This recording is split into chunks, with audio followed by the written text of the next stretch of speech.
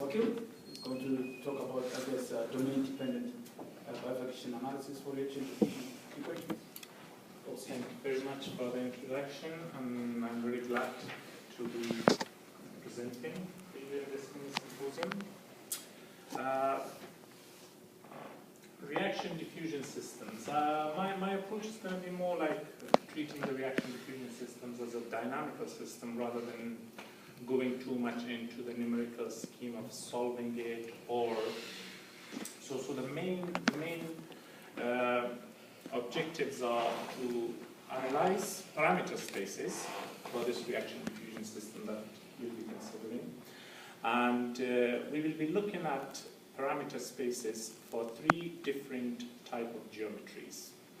Why do we vary geometries is because we want to find the relationship between domain size and how the domain size influences the evolution of pattern formation. Whether larger domain size have a different influence on the evolution of pattern formation compared to smaller domain sizes.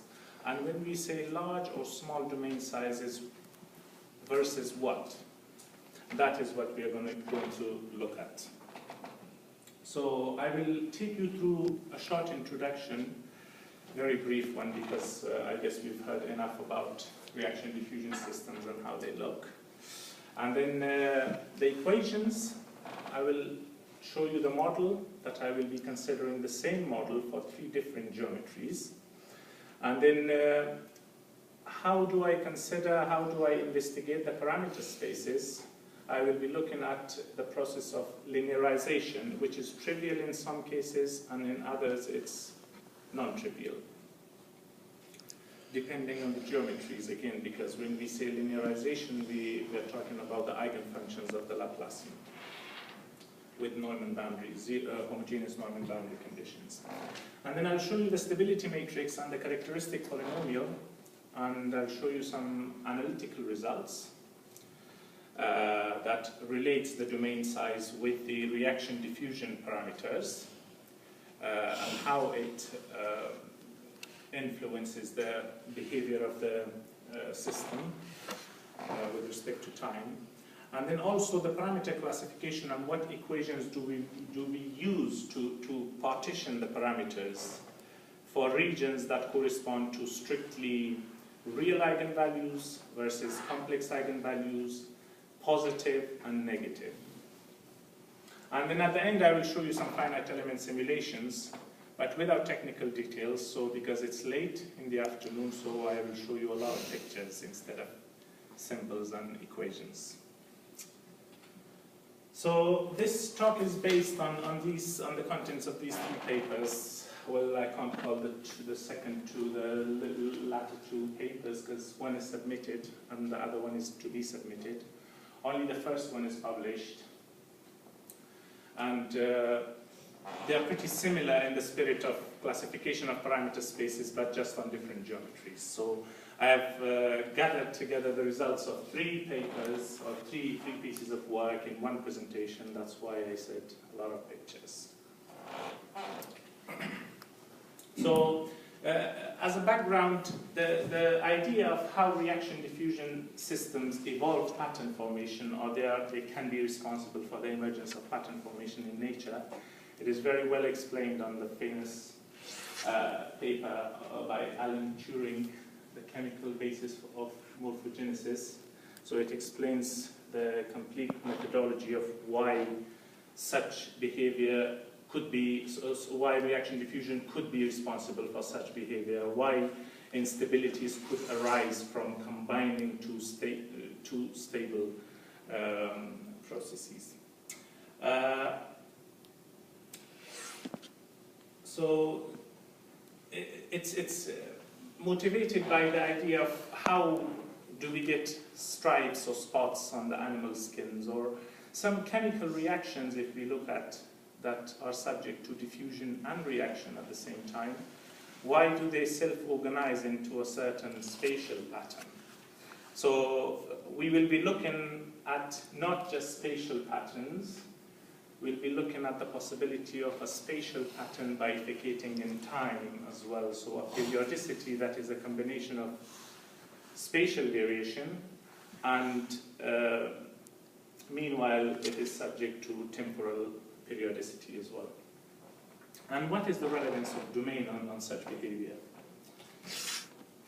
So parameters are very important in the evolution of pattern formations, because if we choose weird or crazy parameters, we could end up any kind of solution, to numerical solution to a time-dependent problem to be completely globally stable without, even though the model would be a model of Turing type, or it would be a model that could be responsible for spatial pattern formation. But if we choose crazy parameters, we could see that the same model would give us a constant solution with time and no pattern.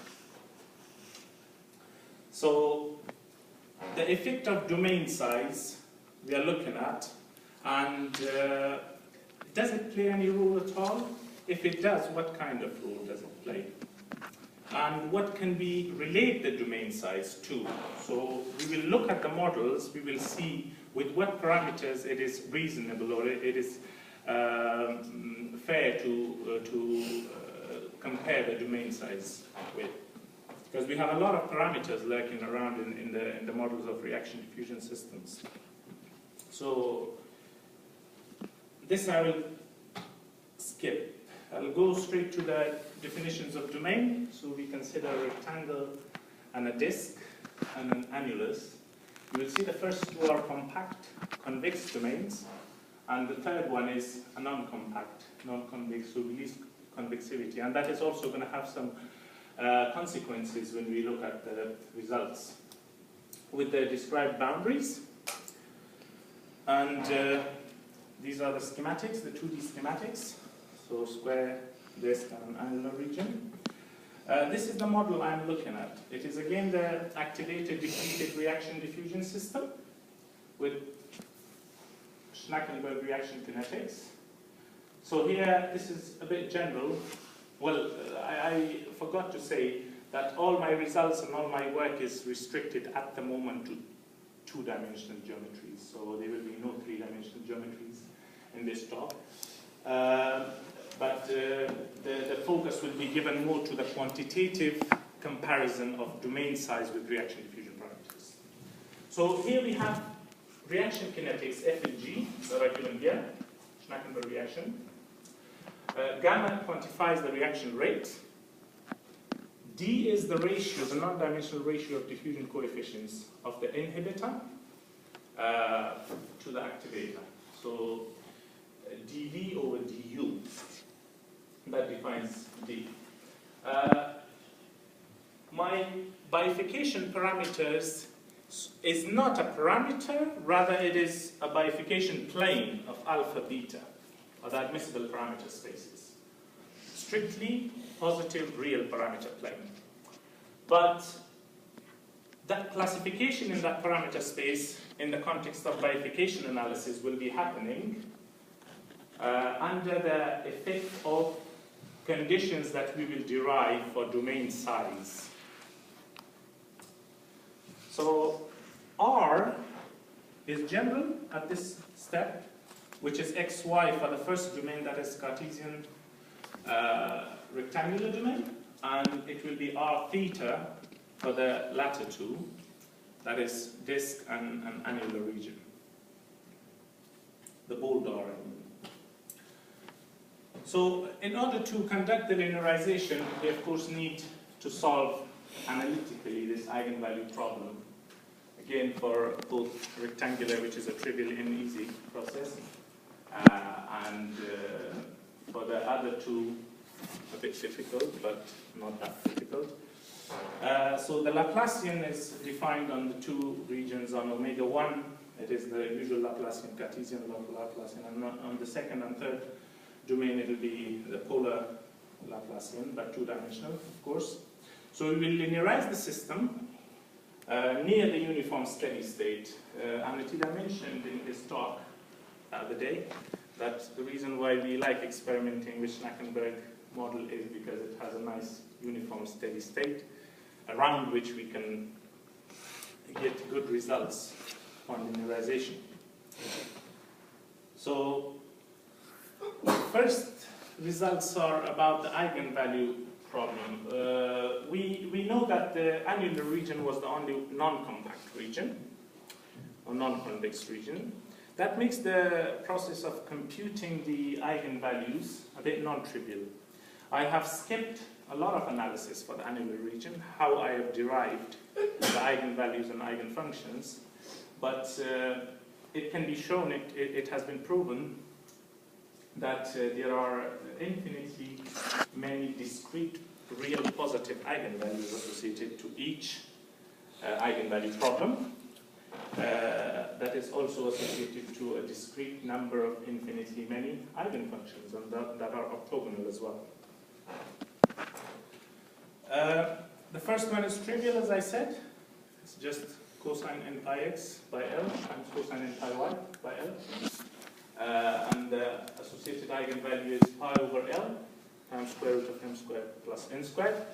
And for the disk-shaped domain, it can be proven that the eigenfunctions satisfy.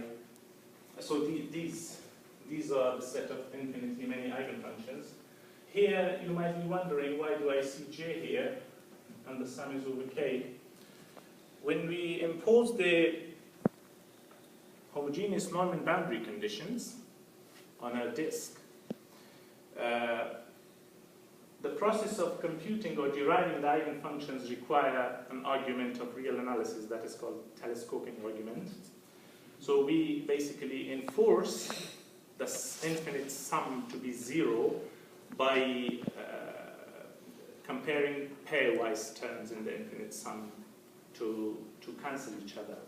And we are lucky, I could say, because there is a minus 1 to the power j in the summation, and that does the job.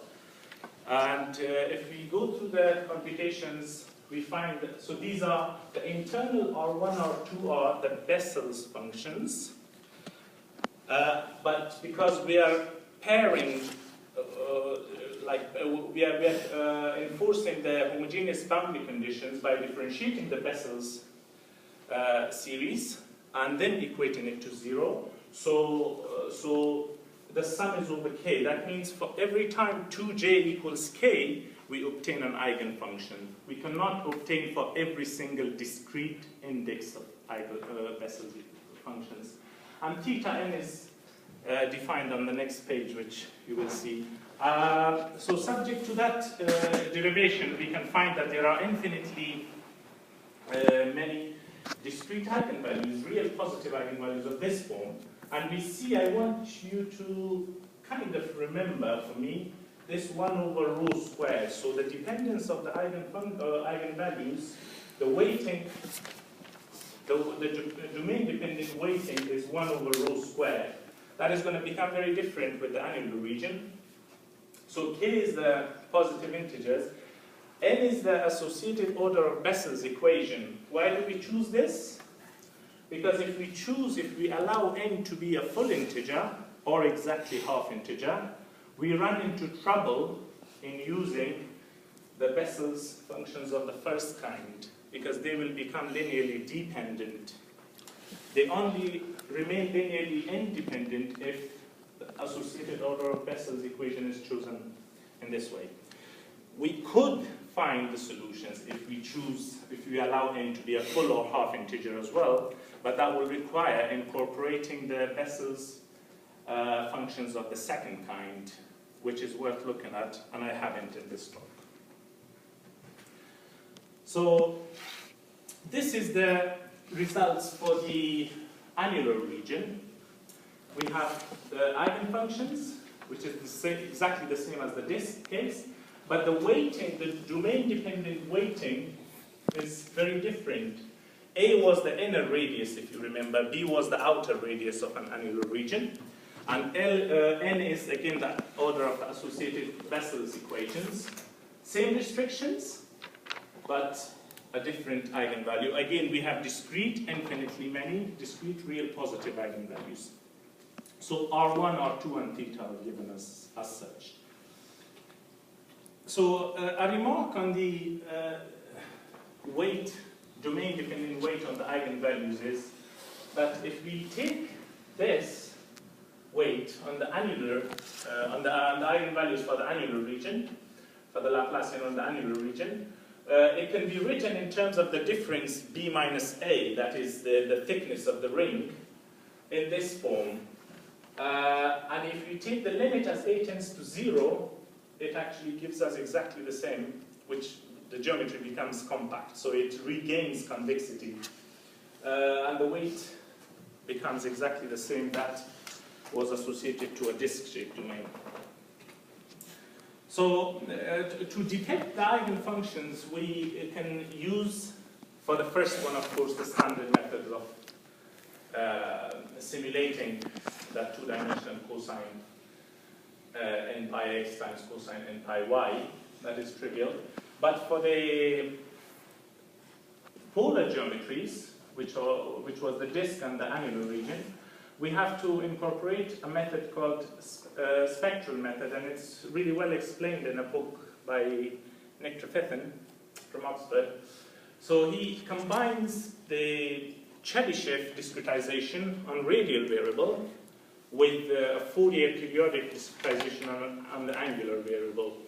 And the reason why we do this is because standard triangulation would not, we basically cannot simulate an r theta function on an xy triangulation. So that's the simple reason.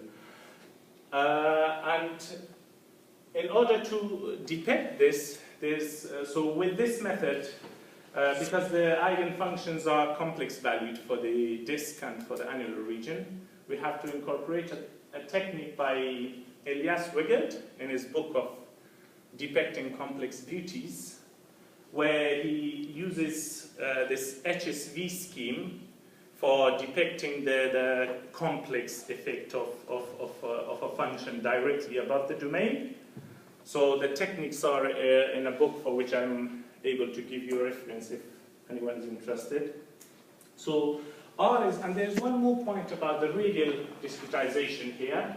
It would be reasonable for the disk to take R as 0 to 1, but this would run into, this would cause a trouble at R equals 0, because that is the singularity. In order to preclude any problems associated to that singularity, we take the radial variable from -1 to +1 for a unit disk, and choose the Chebyshev points to be an odd integer. What that does is, that locates the singular points between the two successive Chebyshev grids, so it avoids it. And these are the meshings. So the first two are the standard. Well, I just put them up to see, otherwise it should have been 3. So the first ones are coarse, and the second ones are the fully refined, on which the actual simulations has happened. And here, delta theta is the angular step size. So if we take the number of Chebyshev points, 25, you notice that Chebyshev points are always odd. And the angular, or the Fourier gradings, are always even number of points. Then this gives us a step size of 4, and that gives us a step size of 12. Angular step size. So these are the trivial eigenfunctions on rectangular geometry, which and I've written the eigenvalues associated to each one, to each mode. So these modes are more in a symmetric matrix form. So M11, M12, M13, and it would give us a symmetric matrix if we have a full matrix of eigenvalues, because eta mn is the same as eta mn. Here is the simulation of eigenfunctions on a disk that I showed with the associated eigenvalues, positive real. And we have the nodal lines here. These are the nodal line depictions. So there are 9, 1 for each. And here are Fisher. The eigenvalues can be seen that they are significantly bigger than those corresponding to a disk. It's my speculation, not proven. It arises because of the non-convexity of the domain, and because the weighting is significantly dependent on the parameters of the domain, and that influences the eigenvalues. So the stability matrix can be, so once we analytically derive the eigenfunctions, then we can write the ansatz for the u and v in this form as a product of exponential in t and the eigenfunctions. That gives us a discrete two-dimensional eigenvalue problem, which can be solved as a, so for the discrete two eigenvalue problems now, we can find the characteristic polynomial by computing the determinant of that matrix, and it can be written as a quadratic in terms of the trace and determinant of that matrix in this form, where t is the trace and d is the determinant, and are given by these quantities, by these expressions. So, analyzing the discrete eigenvalues, sigma 1 and 2, and finding, so how do we actually come to this idea of relating domain size with the reaction diffusion? It is precisely because of the, if we look at t and d, they both contain the eigenfunctions, eta and k squared in both. And eta, we know in every case, would have some domain-dependent weighting for them. So that is how the domain size is related to the reaction, and we have reaction diffusion rates as well in both of the expressions. So I'll first present the results of the domain-dependent bifurcation analysis, and then I will tell you the numerics of how we obtain. So if we have, so if we wish, so suppose we wish a reaction diffusion system to give us a temporal periodicity in pattern formation, so a spatial pattern that bifurcates in time. It has been found that for a rectangle, L has to satisfy this inequality, that it has to be greater or equal to this expression, which is directly proportional to D and inversely proportional to gamma. And that has an advantage that if we wish to make our domain bigger, we really don't need to. We just need to change these two in order to satisfy this condition and still obtain temporal periodicity for the same degrees of freedom. So changing a domain is much more computationally costly compared to changing just two constants. And for the disk-shaped domain, we have this second inequality, that the disk shape, the radius of the disk has to satisfy this inequality. We see that the location of D and gamma is pretty much analogous to each other because, and for the annular region, we have this inequality. And for the annular region, you might be wondering where is the square root gone. The square root, because of its non-convexity, is somehow mimicked by the presence of this inner radius extra parameter in the expression. Because we only said that it satisfies 1 over rho squared if A is taken to be 0. But that's not the case. We want A to be strictly greater in order to obtain an annular region. But if we want to forbid temporal periodicity in pattern, this is what we do. So this is the condition. For these two, it is the flip of inequality, but the proof is not as trivial. The proof has a completely different approach. If we will be able to provide you with the detailed proofs in the papers that I mentioned earlier on. But for the disk, probably because of the compactness again, it's a direct flip of the inequalities that forbids the Hopf and transcritical bifurcation and only restricts any diffusion-driven instability to Turing type. If L and rho are smaller than these quantities. But for annular region, that number 8 becomes 4. So what happens between 4 and 8? That means rho neither satisfies the first inequality nor this one.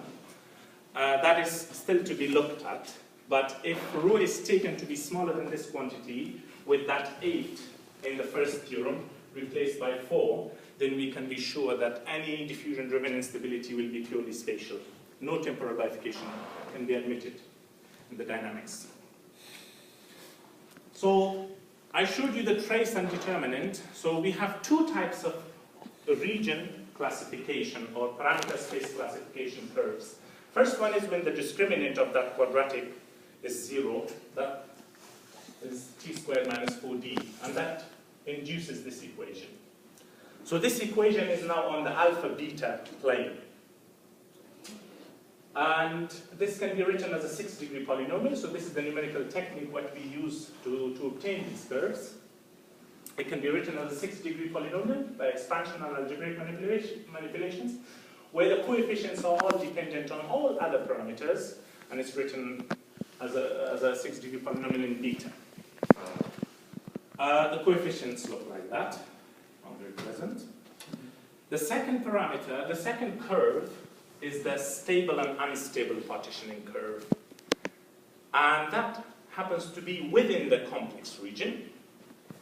That is, given that t squared minus 4d is less than 0, that means the gamma, the sigma 1, 2 is complex valued, then if the real part becomes 0, then that curve, so alpha beta that satisfies t alpha beta equals 0 would give us the curve that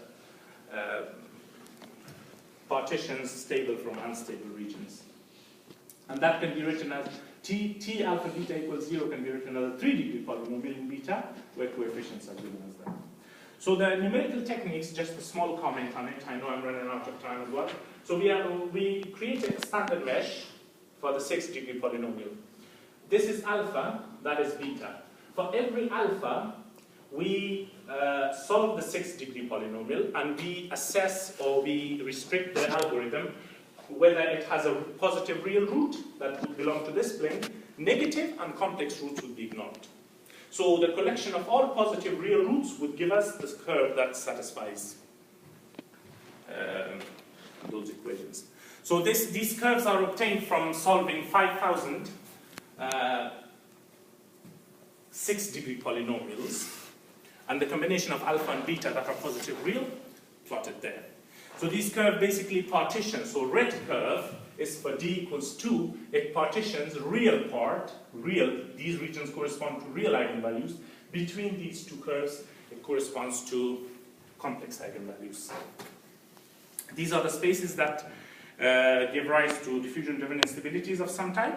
The first two are for strictly Turing.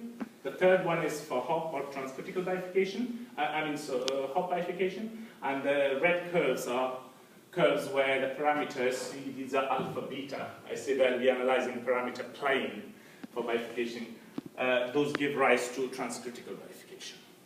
So these are all stable regions, not interesting in the context of reaction diffusion systems, because we don't want stability, we usually want instability. That's what gives us pattern. So this is the summary table. So if parameters are chosen from globally stable region, then as I said, no pattern can be emerged. The algorithm stops when the discrete temporal derivative falls below a threshold, and it falls below that threshold at 2, so no pattern is emerged. Same for the sphere, for the disk. And if they are chosen from Turing region, this is what we obtain.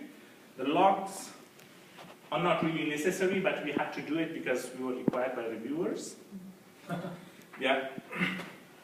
So we have also Turing regions. So these two Turing regions are subject to both conditions. Remember, one condition admitted only Turing, other condition admitted temporal bifurcation as well as Turing bifurcation.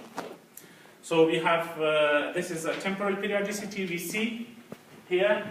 Twice it becomes unstable. So diffusion-driven instability happens temporally periodic.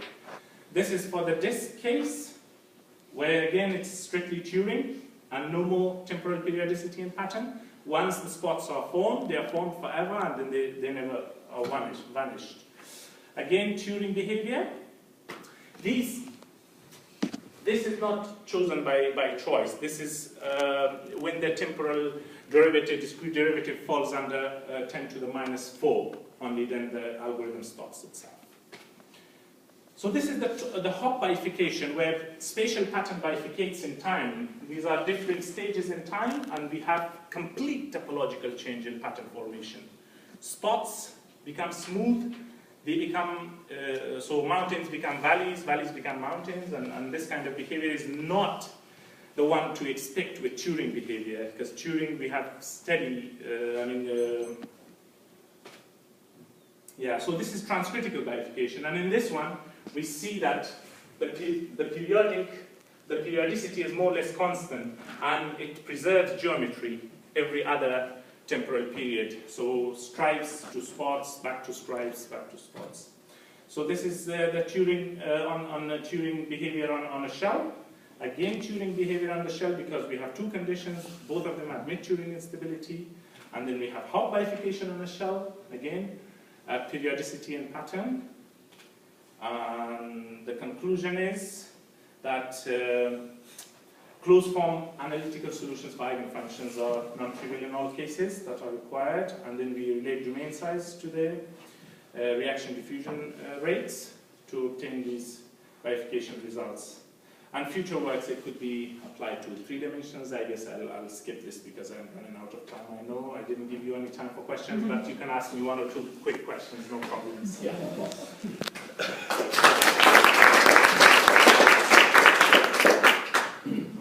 So you have provided a bound on the size parameter rho. Yeah. For the case of circle and annular region. Yeah. And you have said that the coefficient 8 becomes 4 when you go from the circle to the annular region. Yeah. And you are trying to figure out why, right? Yeah. If you think at the annular region, in the limiting case when the inner circle collapses to a single point, yeah, you basically have a full circle with Neumann boundary condition at the center. In some sense, this halves the admissible wavelengths. Yeah. Do you think this is related to this? That's a very good point, actually. I never thought of it like that. But it wasn't from disk to an annular region. It was from both on the annular region case. So first one was admitting the temporal bifurcation required rho to have 8 to be greater than 8 on top, but forbidding temporal bifurcation required a 4. Okay. That is because of 2 local supremums in the analysis of eigenspectrum of the Laplace on annular region, which is precisely entailed by the non-convexity of the domain. So yeah, thank you. That's a good point. Possibly we should stop here. No time.